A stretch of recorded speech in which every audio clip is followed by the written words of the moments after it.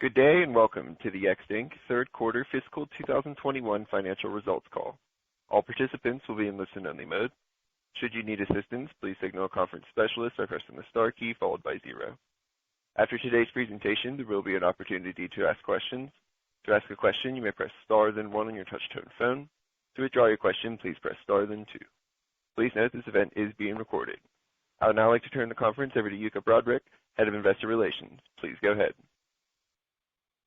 Thank you, Cole, and good afternoon, everyone. Welcome to Yext's fiscal third quarter 2021 conference call.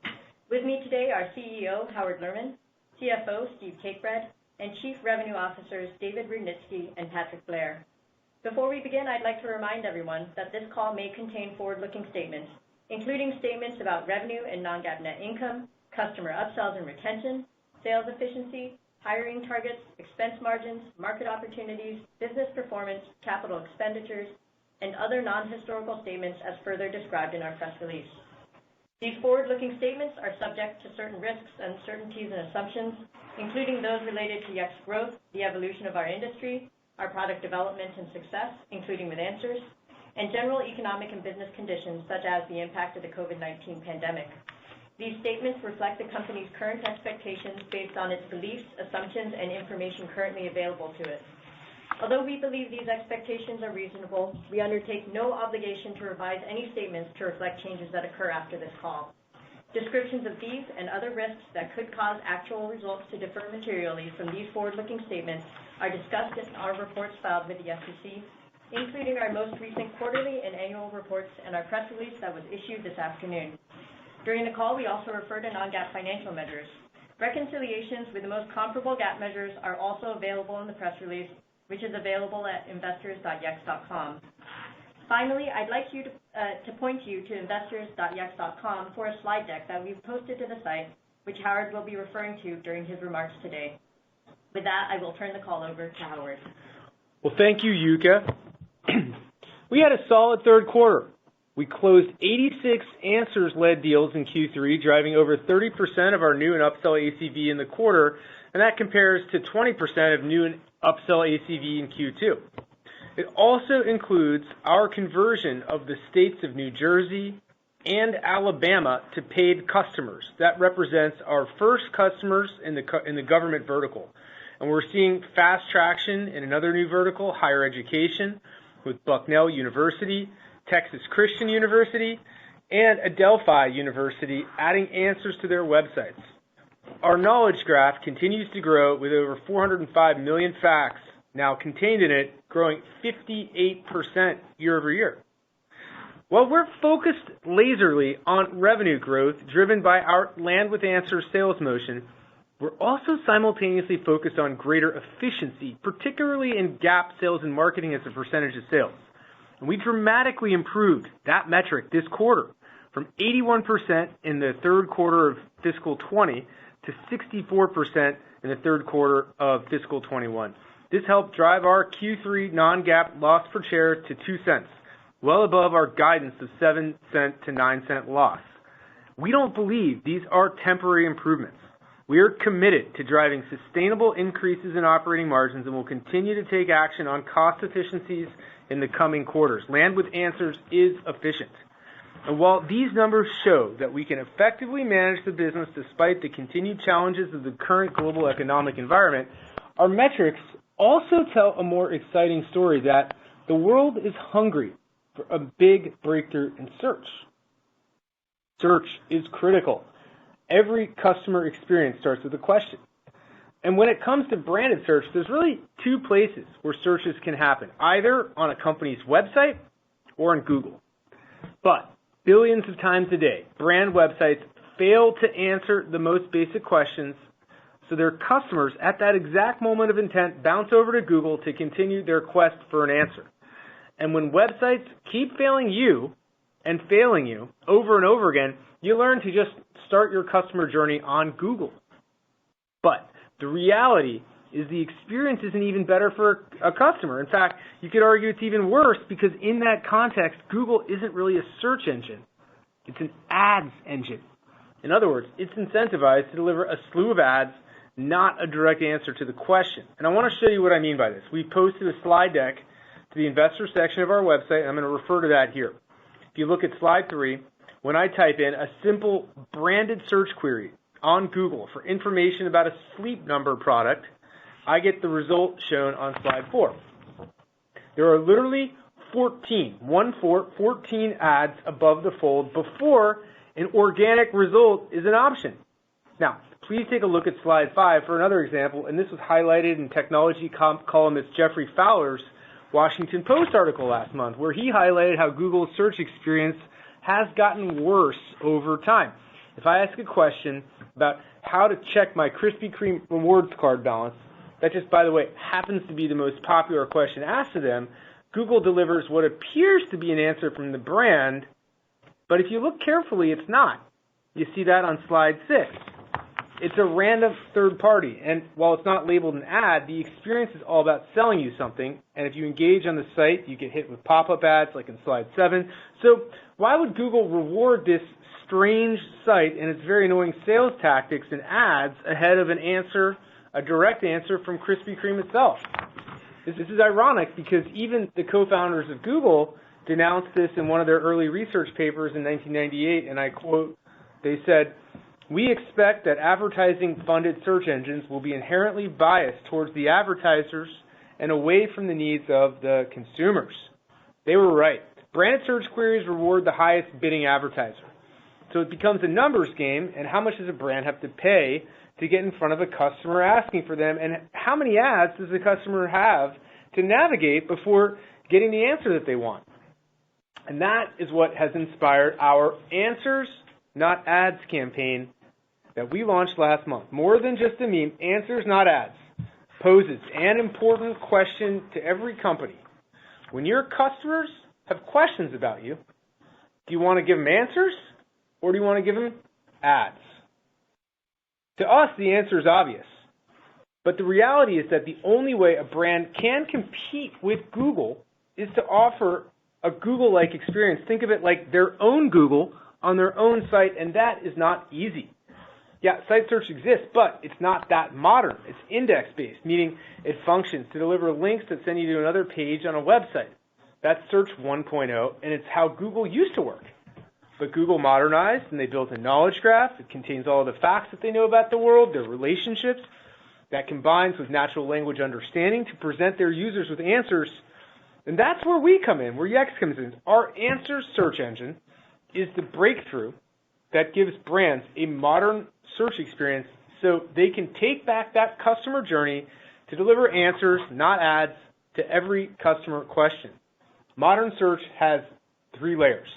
The first is a knowledge graph. That's a brain-like database, contains all the facts represented as entities and their relationships. This provides the foundation for answers to be derived from an understanding of natural language, and that's the second layer of modern search. The third layer is a dynamic interface that allows users to transact with the answer itself. This is essentially how Google has won in consumer search, and we believe there's an opportunity for the millions of businesses and organizations around the world to win in branded search. This is happening in real time. Every time Yext answers a question, we've won back branded search on behalf of the customer. If you look at slide 9, you'll see how Yext Answers addresses the same question about Krispy Kreme gift cards, but instead of receiving a poor customer experience from a third-party website, the customer just gets the correct answer, and they can click straight through to the web page where they can check the gift balance online, which you see on slide 10. And as for the Sleep Number question about hypoallergenic pillows, on slide 11, Yext Answers directs the customer to exactly the products that match their requested attributes, including call to action buttons. That's part of that dynamic interface, which lead to a conversion on slide 12. We know that delivering official answers makes a big difference, not only because more and more brands are adding answers to their website, but also from their own experience. Almost immediately after launching Yext Answers on our own website, branded searches for Yext declined, this is astounding, 34% on Google. Now you might think that's a negative, but the beauty is at the same time, the number of searches on our own site increased by the same amount as the decline on Google. This shows that branded searches on Google and searches on a brand's own site are intricately linked. It's kind of an obvious point, but when you give people a great site search experience, a great search experience on your site, they come back, they get trained, they come back again and again. Transforming the broken world of search, it's a long game. We are only in the top half of the first inning, and we're generating tremendous interest, closing deals of all sizes across all sectors. Finally, I want to take a minute to highlight and welcome Hillary Smith to our board of directors. Hillary is a highly experienced tech executive. She played a key role in the success of several companies, including Square. She's currently an operating partner at Craft Ventures. We are proud Hillary decided to join our board of directors and comp committee, and we really look forward to working with her. And now, to tell you more about our progress in the last quarter, I'm going to turn it over to David Rudnitsky, our Co-Chief Revenue Officer. Dave? Thanks, Howard. And now for a review of Q3. The sales org had a solid Q3. New customer activity continues to improve, and gross retention was in our historical range.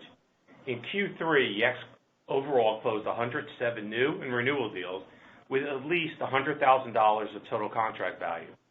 This includes 10 deals with more than $1 million of total contract value. The total number of Yext mid-market and enterprise customers increased 28% year over year to nearly 2,300. This excludes our SMB and third-party reseller customers. Our quota-carrying sales rep count at the end of Q3 was nearly 240. We're on track to reach our target of 255 quota-carrying sales reps by the end of the fiscal year, consistent with our original plan. In enterprise, we had many new logo signings, powered in part by new opportunities driven by Answers. New logo deals included a multi-year and multi-million-dollar ACV Answers deal at a top 3 U.S. financial institution, and a multi-product deal with online pet food and products direct-to-consumer company Chewy. You'll recall that we told you about how we're powering the COVID-19 sites for the states of New Jersey and Alabama on a pro bono basis as the pandemic began. We have now converted them to paying customers. Upsell deals included Humana, Five Guys, Cole Haan, and Wells Fargo. And we had significant upsells with Common Spirit Health and Cox Communications. In mid-market, new deals included leading Bitcoin network LibertyX and direct-to-consumer mattress company Purple Innovation. Upsell and renewal deals including Stanford Health and Earl Enterprises, a leading restaurant brand group which includes Planet Hollywood and Buca di Beppo, among others. And in international, while conditions in EMEA remain challenging due to COVID-related economic lockdown, new deals were signed with Cosmos Pharmaceutical and Rolex, upsell deals with Hutchison 3G UK and Superdry, and renewal deals with JTB and Asta stores. With Answers, we're unlocking a huge opportunity with new companies that we haven't been able to reach before, and we love that it opens up new use cases for us. I want to highlight a new logo win we had with Sinclair Oil this quarter. They signed up with us for Answers because people on the road want to know what's available, what the COVID protocol is for when you get there, and other important information. And we believe we will have opportunities to expand with Sinclair with Answers and other Yext products in the future. This is an example of how Answers led the way. It's a new sales motion that is successfully getting us into use cases that we wouldn't have had a year ago. As we look out over the next several quarters, we see many opportunities like this in our pipeline. To conclude, we've developed a successful sales motion. We're gaining experience leading with Answers in the sales process, and we know how to take a customer and upsell them. Our opportunities are driven by the platform, not by a product, and the unique ability to address search as a modern platform. We feel good about our Q3 progress, and we're excited about what's happening with the new opportunities we've had. With that, I'll turn the call over to Steve. Thank you, David. Hey, our third quarter revenue grew 17% year over year to $89.1 million, and unearned revenue increased 20% year over year to $129 million. Annual recurring revenue, our ARR metric, at the end of Q3 was $346 million. That's up 18% year over year from the $293 we reported a year ago quarter. Our trailing 12-month net dollar-based retention, which excludes our SMB customers, was 103%. and our trailing 12-month net dollar-based retention for direct enterprise, which also excludes our SMB and third-party resellers, was 104%. While our gross retention was solid within historical levels, what we saw was muted upsells, particularly in our customers with retail footprints and in EMEA, where there's another round of lockdowns.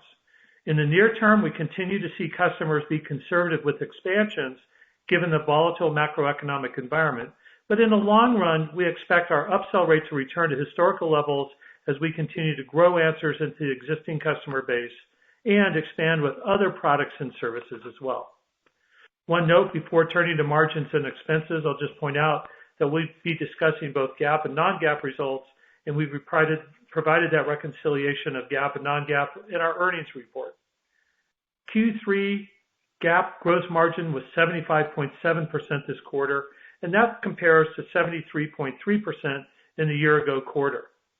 Q3 non-GAAP gross margin was 77.4% compared to 74.9% in the year-ago quarter. The change in gross margin primarily driven by leverage on higher revenue. Year-to-date non-GAAP gross margin was 76.9% compared to 75.6% a year ago. Q3 GAAP operating expenses were $89.2 million, and that's down 10% from the $98.8 million in the year-ago quarter.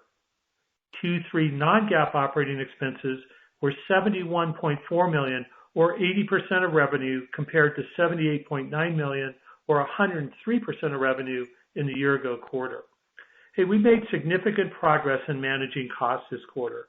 Non-GAAP sales and marketing expense declined 11% year over year, and non-GAAP G&A expense declined 14% year over year. Compared to the year-ago quarter, the primary drivers of this decrease were our Onward User Conference, which is typically hosted in the fall but didn't happen this year. We reduced spend on travel and events and significantly improved overall operational efficiencies. Year-to-date non-GAAP operating expenses were $223 million, or 85% of revenue, and that compares to $206 million, or 95% of revenue a year ago. We continue, as David said, to drive lower sales and marketing and general G&A spend as a percent of sales. Many of these efforts are sustainable changes and will drive our operating margins higher over time. Given uncertain business conditions, we're remaining conservative with our hiring, but we're keeping our goal of 255 quota-carrying sales reps by the end of the fiscal year, and we're continuing to invest in product innovation and revenue-generating opportunities. At the end of Q3, we had nearly 240 quota-carrying salespeople on board. Q3 GAAP net loss was $22 million compared to $42.7 million loss a year ago quarter. That's a 48% improvement over last year. On the basis of 120.7 million weighted average basic shares outstanding, net loss per share of 18 cents this quarter compares to a 38-cent loss a year ago on the basis of 113.5 million weighted average basic shares outstanding. Q3 non-GAAP net loss, that's excluding stock-based comp, was $2.8 million. That's a dramatic improvement compared to the $21.6 million loss in the year-ago quarter. And our non-GAAP net loss per share of 2 cents compares to 19-cent loss in the year-ago quarter. Cash and cash equivalents were $209 million. We continue to believe our balance sheet is strong and positions us well to weather this current economic environment. Net cash flow from operations for Q3 was negative $7.4 million, but that compares to a negative $31.8 million in the year-ago quarter. CapEx was $13.9 million compared to $2.9 million in the year-ago quarter, and we continue to make progress with our building projects in New York, Washington, D.C., Tokyo, and Paris. And we expect remaining CapEx related to these projects to be about $19 million, and based on current schedules, expect most of this to occur in Q4. Now let's turn to our outlook. We expect Q4 revenue to be between $87 million and $89 million. We anticipate non-GAAP net loss per share to be between 8 and 10 cents. We expect a weighted average basic share count of approximately 123.3 million shares in Q4. Q4 EPS is impacted by 2 to 3 cents of one-time non-recurring expenses. We continue to drive Answers into a broad market opportunity, and as Howard described, we have the opportunity to help our customers drive value and deliver answers, not ads. Q4 is typically where we get a large amount of our business. We have a significant pipeline of opportunities that we're executing against. However, our guidance is being realistic that global business conditions remain difficult due to the pandemic, including recent shutdowns both in Europe and the United States. To wrap things up, I'm pleased with the performance this quarter in a challenging and uncertain macroeconomic environment. We are pleased to have Answers leading the way for our business, and we continue to be laser focused on efficiency while investing in growth opportunities. With that, turn the call back over to Yuka. Thank you, Steve. Before we move along to Q&A, we would like to invite you to our Analyst Day, which we plan to hold on Wednesday, March 17th, 2021. Joining the Q&A session will be CEO Howard Lerman, CFO Steve Cakebread, and Chief Revenue Officers David Rudnitsky and Patrick Blair. Cole, can we please open to questions? We will now begin the question and answer session. To ask a question, you may press stars and 1 on your touch-tone phone. If you are using a speakerphone, please pick up your handset before pressing the keys. To withdraw your question, please press star then 2. At this time, we'll pause momentarily to assemble the roster. And our first question today will come from Arjun Bhatia with William Blair. Please go ahead. Great, thank you. Steve, if I can maybe just start off with you on the guidance for Q4. You know, we typically see that being a seasonally strong quarter for you, where I think the guidance implies a pretty meaningful slowdown in growth and a step down in revenue. Can you just maybe dig into those dynamics a little bit more and the assumptions that you have baked in there? I mean, is that an uptick in churn or new logos, slowing down in Q4? Just maybe help us understand those dynamics a little bit. Yeah, that's a great question. I mean, as I said in the scripted comments, we're trying to be realistic here. We're looking at lockdowns coming and going, and we think this quarter is probably going to be more challenging than what we saw in Q1 and part of Q2. So we're just being realistic. Like I said on the call, our gross retention is doing quite well, but we need upsells as well from our customers. And I think just given the uncertainty around the world that we're seeing, we're going to sit and say, look, we're going to deliver these results. We're still focused on improving operational activities as well. But I think on the revenue side, Q4 is a big quarter. It doesn't necessarily add to revenue in the quarter. It'll set us up for next year. But I just think the uncertainty in the global macroeconomics right now, we're just going to be realistic about what we can do and deliver those results. Got it. Thank you. And Howard, I saw an announcement that you guys made that you had a new WordPress integration with Answers. There's obviously a pretty big WordPress footprint out there.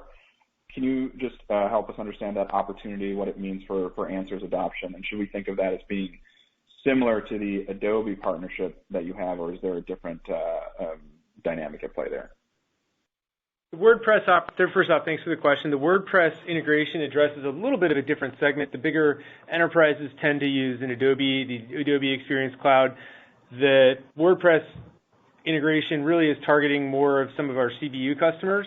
The biggest bottleneck for us is often getting the Answers integration live on a website. And so the WordPress integration makes it so that anybody using WordPress can do it without code. They can just easily plug it in, turn it on. So that has been a nice little way to get faster with a bunch of sort of mid-sized customers that want to use Answers.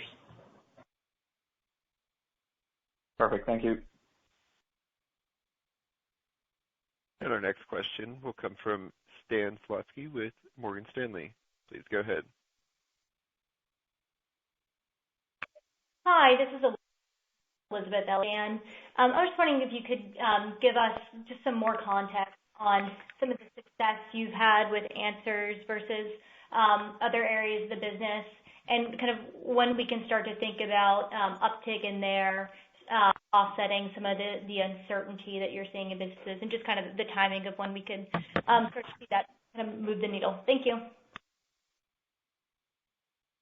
Yeah, thanks for the question. First off, in Q3 we closed 86 Answers deals, and I just want to be clear, that's not free trials. That's closed business in the quarter. That represented 30% of our new ACV, new and upsell globally. And by the way, that compares to 20% is what we saw in Q2. So, we are seeing tremendous momentum in Answers. In addition to that, land with Answers, it is clear, is a more efficient sales motion. I think we've been talking about this for the past couple quarters of landing light with Answers, and it's not a new strategy, it's a new sales motion to land with a product that addresses 100% of the world that every client needs, every business needs on their website. We can get out there, we can land with this product, and we can upsell it. And so you've seen us be able to penetrate new markets like government, new markets like higher education. Go check it out on bucknell.edu or tcu.edu. You can, or even the World Health Organization. If you go to who.int, that's their website, and click to their COVID-19 site, you'll see we're answering tons and tons of questions there. This is a really big opportunity. We're completely focused on both, revenue growth through acceleration of Answers, but also, at the same time, we're focused on operational efficiency, and that's what you saw in Q3. Like we pointed out on the script, to basically suggest we went from minus, I think we were minus 2 cents on our EPS, showing the decrease from 81% of revenue in sales and marketing to 64% year over year. So we are seeing huge efficiencies in addition to our ability to acquire logos with 86 closed in the quarter. Got it. Thank you very much. That's it. Thanks. And our next question will come from Naved Khan with Truist Securities. Please go ahead. Yeah, thanks a lot. Two questions. So on the last call, on the second quarter call, I think you guys had talked about sort of a bottleneck or almost too much demand for Answers, where it just takes a lot of time to onboard customers. Any progress in kind of removing that? And I think you also spoke about self-serve as potentially a solution. Can you maybe touch on that a little bit? And then secondarily, maybe can you also talk about the Adobe partnership and any early results from that channel that you might have to date? Naved, it's Howard. I'll take the first part of your question, and I'll kick it over to Dave for the Adobe update. We're very focused on removing friction to be able to be a self-serve product. The two main things that we did in the queue that made that accelerate were, first, we went general availability with our Hitchhiker program. And a Hitchhiker program, that's our brand for Yext admins. Those are the super experts in our platform. And historically, it's been pretty hard. You've had to be an expert to set up and use Yext. You've really had to know your way around. You didn't have to be an engineer, but you had to have a lot of institutional knowledge to be able to configure things. And we've been working really hard to simplify that and to put better training in place. And we've seen a great pickup in people becoming Hitchhikers. And now if you go to our site, it's funny because you can almost track what's happening in the flows and stuff, because if you just go to our website and you click free trial, you go through that, there is a self-serve experience there. And there's quite a lot of people coming through that every day. And then what happens is we still have to get people set up manually, helping them get their knowledge graph set up, except if you really know and you've become a Hitchhiker, you can start to do this yourself. So we've seen some pickup there. And then once you have the data in, what we need you to do is put it up on your site. And that's where things like the WordPress integration, and that's the second big thing we did this quarter, to remove the friction from that flow to become more self-serve. With a few clicks, you can set up Answers on your WordPress site if you're a WordPress user and have set up your data in your knowledge graph. We continue to make progress there. We continue to see quite a lot of free trial requests every day. You can almost go through and monitor the flow. You'll see every time you log in and try to do something, you're going to see an update there. This is a process. It's not going to happen overnight to become a self-serve landing, but that is the sort of North Star here, and we're excited about the progress we've made. And Navid, it's David Rudnitsky, and just to answer your question about Adobe, we've got a really good motion going with them now, and I feel really good about it. I've had success building a partner program in the past, and we've got a solid bottom-up, top-down engagement. We started to get our field A's engaged on account-based together pursuits. We've started to engage at the highest levels with their executives. I feel like the collaboration is going really well, and we've had a few deals that were completely influenced by our relationship with Adobe this past quarter. And as I look at the excitement of going into the Q4, we've got a number of engagements where we're partnering with them together on joint pursuits in a very bespoke way, and we found a couple great use cases to work together. So I feel really good about it. Thank you. Maybe a quick clarification, if I may, on the first part of the answer. So if I had to just think about the backlog, whether it's answers or the core offering, how does that look like compared to the prior quarter? We continue to drive great demand for answers. It's clear every company needs it. It's clear that a free trial is a compelling offer, particularly for mid-market companies. And, the hope is that with integrations with companies like WordPress that are large CMS companies and power tons of small business and mid-sized business websites, will accelerate that. For the big companies, they come through, and that still requires a real Yext admin to be with you, and that's more on the company that's using Experience Cloud or a company that's using a bigger CMS that wants to use our platform, and so they'll end up in Dave's hands. Thank you, Howard. Thank you, David. Thank you. And our next question will come from Matt Koss with JP Morgan. Please go ahead. Hi, good afternoon. Thank you for taking my question. One for David. Was there any uncertainty near the end of the quarter as we were leading up to the U.S. election? And then, Steve, can you talk about the mix of sustainable or durable OpEx improvements versus one-time savings from no Yext Onward conference and less travel this year? Hey, Matt, as far as the election, surprisingly, no. I mean, it was a point of interest when you engaged with the customer to talk about it. It was on top of mind, but it didn't influence any of our deal cycles whatsoever that I know of. I'd like to became a non-issue, actually. Yeah, I'd like to just add to that. I mean, we had a really solid Q3, especially in the United States. Yeah. Especially in the United States. Yep. And then with regards to sustainable, yeah, obviously, a third of the spend was around Onward. We're rethinking that a little bit. We'll see what happens next year, depending on how the world opens up. Obviously the travel is at close to zero, if not zero, but we're also making huge progress in infrastructure. As Howard said, the sales motions with answers has changed dramatically, and we think a majority of that savings is going to be sustainable. We're still working on processes and infrastructure. Self-serve is going to help. So I feel fairly comfortable. We're on a good trajectory to continue to improve our OpEx as a percent of revenues and drive those down. And we'll see how things go next year as well. But we're really got our teams looking at changing processes, the sales motions changing with both self-serve and answers, and feel good that we'll be on a sustainable path to our non-GAAP break-evens at some point. Okay, that's helpful. Thank you. And then maybe one last one. So I know you're being prudent with the Q4 guide, and yep. Especially amid COVID resurgence and new lockdown. It's hard to predict the future, but I mean, do you think Q4 might be a low watermark in terms of growth, or is there additional? We don't know, but yeah, that's a great question. And to be fair, Howard and I have that conversation almost daily as to where's the bottom in all of this. I will say that we're being realistic in our growth, and it's not because we think we know we're not losing customers, but we also know that they're not stepping in yet.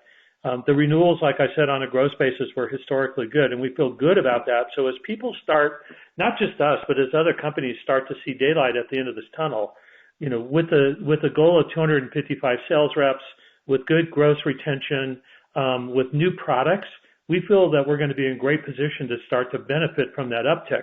Your question is $1 million question, though, is when does that start? And I just think with the uncertainties coming into Q4 for everybody, it's hard to call that bottom at the moment, but we'll see as the next couple of months progress what happens here. Thank you very much. And our next question will come from Rohit Kulkarni with MKM Partners. Please go ahead. Thank you. But you've been answers for several months now. Combining the customer buy and feedback. Rohit, we can't hear you. Can you please try asking your question again? You're cutting in and out. Sorry about that. Operator, can we back Rohit? Rohit, one more time, please. Cole, let's go on to the next person. We'll get Rohit back in the Q&A, please. Certainly. And our next question will come from Mark Mahaney with RBC. Please go ahead. Okay, 2 questions, please. I'm trying to figure out the materiality of answers to Yext business, that 30% of new TCV is useful. Of total TCV now, does that mean it's probably high single digits, low double digits? And then you just talked about other products and solutions, and you mentioned it earlier in the script. Could you just spend a little bit of time on what those are? Thanks a lot. Hey, Mark.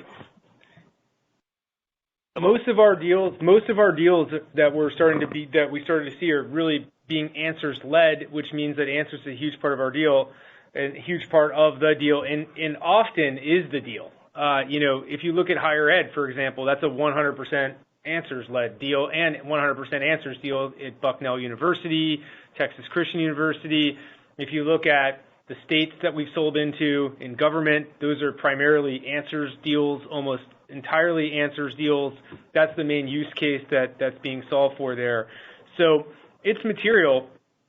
And if you look at the biggest deal that Dave talked about, closed with the top 3 financial institution, that was the biggest deal in the quarter. And I think we said how big it was. It was about $2 million of ACV. That was an answers deal. And that was the main use case. Their head of digital came in, sat down with Dave and I right before the pandemic started, and he said, oh gosh, what I'd love is a Google for my own website. And boy, we were like, do we have something for you? And that is where, answers materialized from that deal. So answers is a material part of our business.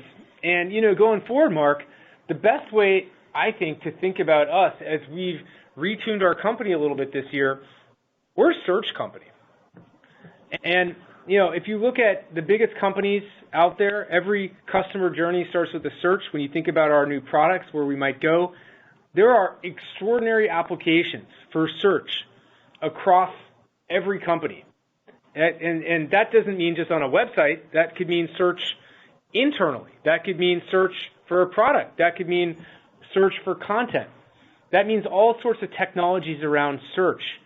And we think that with landing with answers, we are setting ourselves up to be able to be a search partner for every company that needs it, starting with their own customer journey, but expanding into all the areas across their enterprise where they need search. All, by the way, I should mention, founded on that original principle that if you read our S1, the very first sentence says, Yext is a knowledge engine. It's all about the knowledge graph. The breakthrough at Yext is knowledge-based search. No other search company out there does knowledge-based search based on NLP. It's all index-based. It's all keyword-based. Our unique angle, our differentiator is knowledge-based search based on a knowledge graph. We're going to do that for every company that we can, in every area that we can, in all kinds of new markets as we build what I think could be the second biggest search company on the planet. Okay. Thank you, Howard. And our next question will come from Koji Ikeda with Oppenheimer. Please go ahead. Hi, guys. This is Chad Shaning on for Koji. Thanks for taking the questions. 2 questions here, if I may. First, on free trials. I know you haven't given an exact number on the conversion rate there in the past, but can you share any incremental details there on how that's kind of trended throughout the quarter and what your expectations are there kind of into the new year? And then I have one follow-up. Thanks. Free trial is one way we're getting customers to come in. It's a marketing offer. It's a limited time offer. We started in March. We may keep it. We may not. It's going pretty great. It's been very successful in generating interest. It's been very successful in generating leads for our sellers. It's not the only way we land. For example, I think we mentioned that top 3 bank, that top 3 financial institution. We often land without a free trial, and that's okay too. The free trial is more compelling for mid-market or CBU customers or prospects than it is for enterprise. We look closely at the conversion rates. It's classic SaaS. If you look at the classic software as a service company, you'll see conversion rates between 20 and 50% depending on the industry and the segment, and we're right in line with that. Great, that's super helpful. And then my second one is actually on the technology side. And thanks again for that demo at the onset of the call there. That was helpful. I'm just thinking about the kind of increasing prevalence of chatbots and AI and curious how you're leveraging the increased velocity of search data from all the customer queries on your platform to kind of improve that value proposition to your customers. And is that all finding its way into kind of your R&D roadmap? Thanks. It's funny. It's a really great question, Chad, because as we all know with AI and machine learning, data is oil. Data is gold. The more data you have, the more questions you have, the better your models get, the more tests you can run, the better answers you can give. So the more queries we handle, and we are beginning to handle lots and lots and lots of queries every day. And like I told you, it's our objective to be the second biggest search company on the planet. The better and better our search results get, which is happening continuously. We just put out a search release in the quarter. I think we actually put this out into general availability this week or last week, and that had a multi-algorithm improvement where users of our system, hitchhikers, can pick which types of algorithms they want to apply to which types of entities, which is super cool. That means, hey, if you're using maps, I might want to use a direct answer, like someone asks for a phone number, but I might want to use extractive Q&A, which is a different algorithm for someone that's asked a question which is contained in an FAQ. These are all the parts that make up a modern search engine. And so, to your point, the more data you have, the better answers you're going to give. And then, you also asked about chatbots. And chatbots, let's be clear, when we talk about chatbots, there really are a lot of different kinds of chatbots out there. Most of them aren't really chatbots at all, but are just chat windows that try to get you to put your phone number in, which become a lead gen form, and then someone's texting you that you didn't want to talk to, and they have your phone number. So that's what most quote, chat bots look like. And that's not really a chat bot, that's really just a form to get you to get your phone number. We think, and by the way, chat bots or chat or live chat, turns out it's actually kind of expensive. It costs money every time someone chats with you on the other end. If there's someone, even if they're in an outsourced center in the Philippines or in India or wherever they're chatting with you, that still costs, dollars per session. Sort of like a customer support call. So we think that search has a place where it will always be, which is to deflect as many chats or as many customer success or service calls as possible. Krispy Kreme, for example, in that example we gave earlier, they've seen a reduction in call volume to their call center of 42% since putting answers up. That's an astounding savings. And so simply by being able to ask a question and search on a site and get a quick answer, that will deflect a lot of people that would have otherwise tried to chat, tried to call, thereby saving the company money. So chatting is really getting pretty deep into your personal account situation. And that's pretty different than, hey, what's the routing number for a bank? Or, hey, how do I check my Krispy Kreme reward card balance? Or, hey, what's the phone number of Dr. Reninsky? Great, thank you. And our next question will come from Ryan McDonald with Needham. Please go ahead. Thanks for taking my questions. Howard, I guess expanding upon sort of your previous answer, you've talked a lot about with answers that, really the value propositions are, one, driving increased conversions and driving more sales, via e-commerce on people's websites, but then also customer service deflection. Just curious, as you're going out there and sort of trying to demonstrate the ROI of answers, which use case seems to be resonating more, and has that shifted at all, given sort of the strong trends we've seen early in the holiday season in terms of e-commerce trends, as well as sort of customer service interactions over digital channels? Well, first off, Ryan, you did a great job with the pitch here with those first two value props. We are hiring quota-carrying reps still in North America, and we look forward to your application. If you go to the Yext website and search for jobs, you should search for that in Yext Answers. You will see a list of jobs because of our NLP. So great job with the first two value props, but there was a third too, which you also sort of hit on, which is the ROI.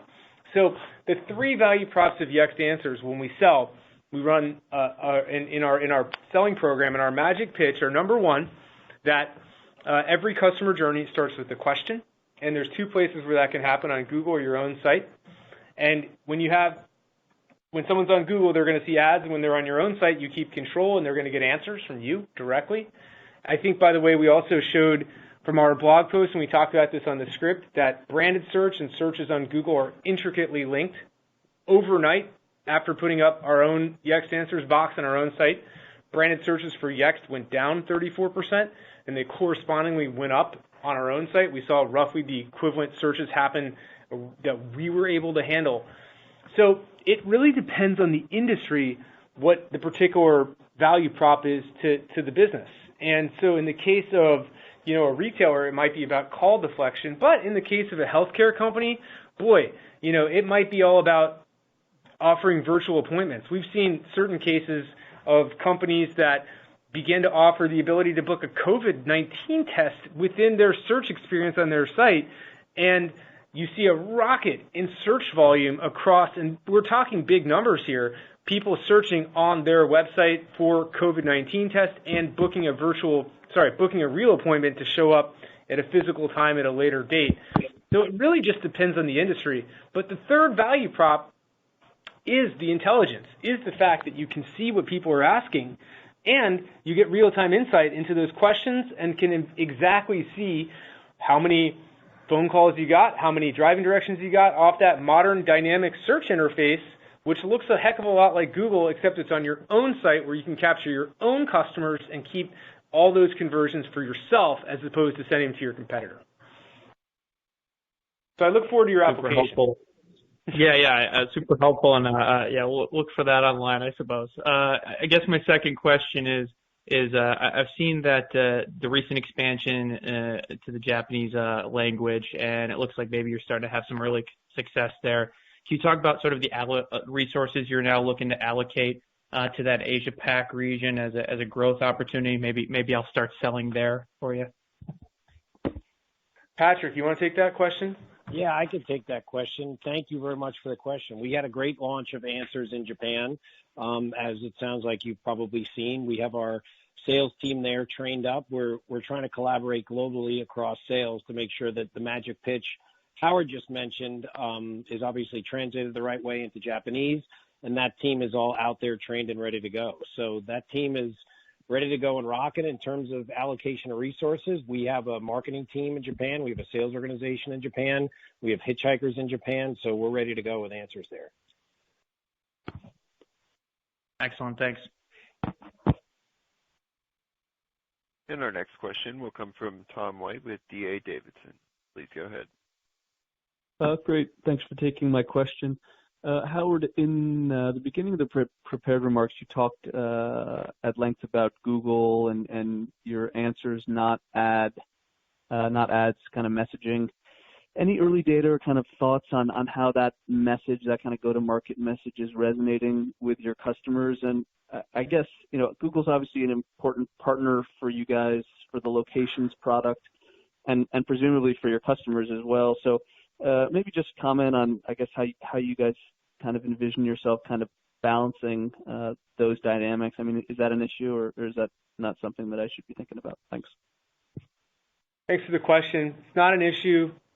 It's a marketing campaign for our search product, very different than a data partnership with a maps team. Look, we are working really hard to get the word out there about Yext as a search company.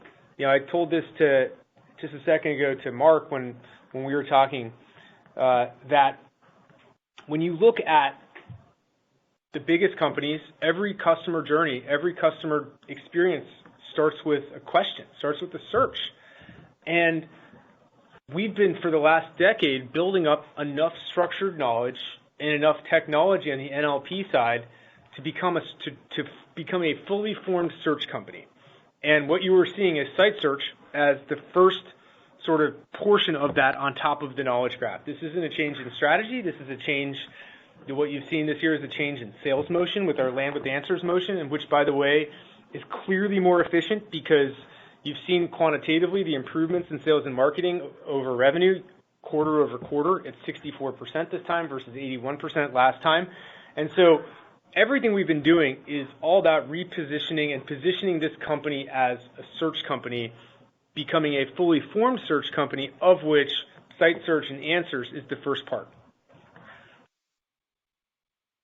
Got it. Thank you.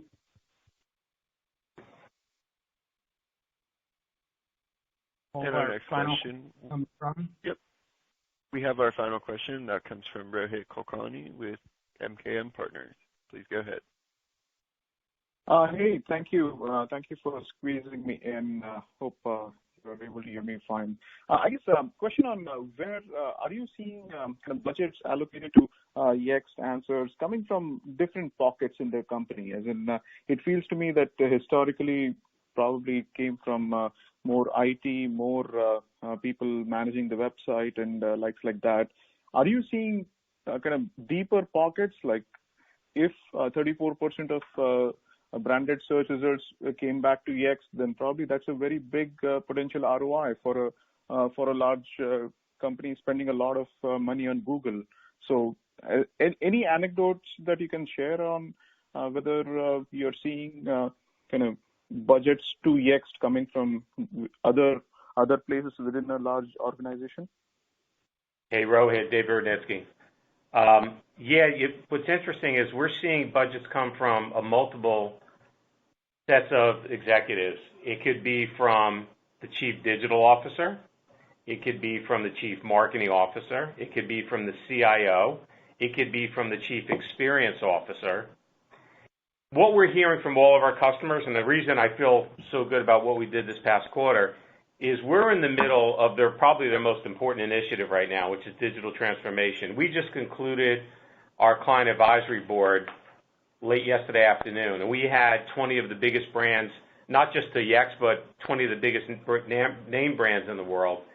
And they laid out for us their top initiatives. And interestingly enough, the 4 of them were all focused around digital transformation. It was the acceleration of it. They know they need to change quickly. Just like sales companies have changed their sales motion, they need to change the way they do business. So it's the acceleration of the digital transformation. It's the ability to make it pervasive. So not just go after a silo, but go after the entire corporation and change the way they do business. They have to have a strategy of balancing both potential go back to work, physical with digital. And the other thing they really want, and Howard alluded to this before, they want actionable insights. They want to understand what's going on with the business and how to react. And our platform puts us right in the middle of it. And that's why we're starting to see all of these different lines of business or lines of executives come in and actually put money on the table. And it's exciting because, whether it's coming from the CTO who's got an initiative, the CIO, the CDO, the CXO, we've been interacting with all of them on most of our sales cycles, and it's exciting to see. So we're not just siloed from where the budgets are coming from. Okay, great. And if I could ask one follow-up, different topic on proportion of kind of spend or budgets coming from restaurants and retail. How is that trending? As in, do you think the renewals as well as new wins in those two categories have kind of bottomed out? Well, we talked, I think, at our earnings call after Q1 about a tale of two cities, where there are certain types of industries which are clearly very affected by COVID-19, and there's no question that a number of those industries that you transact, for example, off of Google Maps with to go there physically, whether it's a hotel, whether it's a restaurant, whether it's an airline, wherever you're interacting in the real world, even healthcare, those industries have been really hurt. by the pandemic. They've been slowed. Our gross retention levels have been solid. They've been at historical or around historical levels in the past couple of quarters. Like Steve said, what they haven't done is been willing to expand. So what we've seen is they've kind of held, they're holding, they've been slower to drive expansion, particularly in Europe, and that's where you've seen the net retention number come down a little bit. But the gross retention number that we look at has been solid.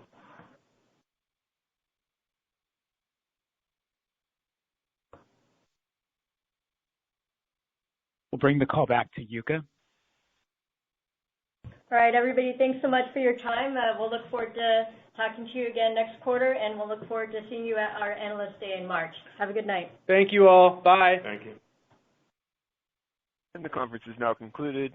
Thank you for attending today's presentation. You may now disconnect your lines at this time.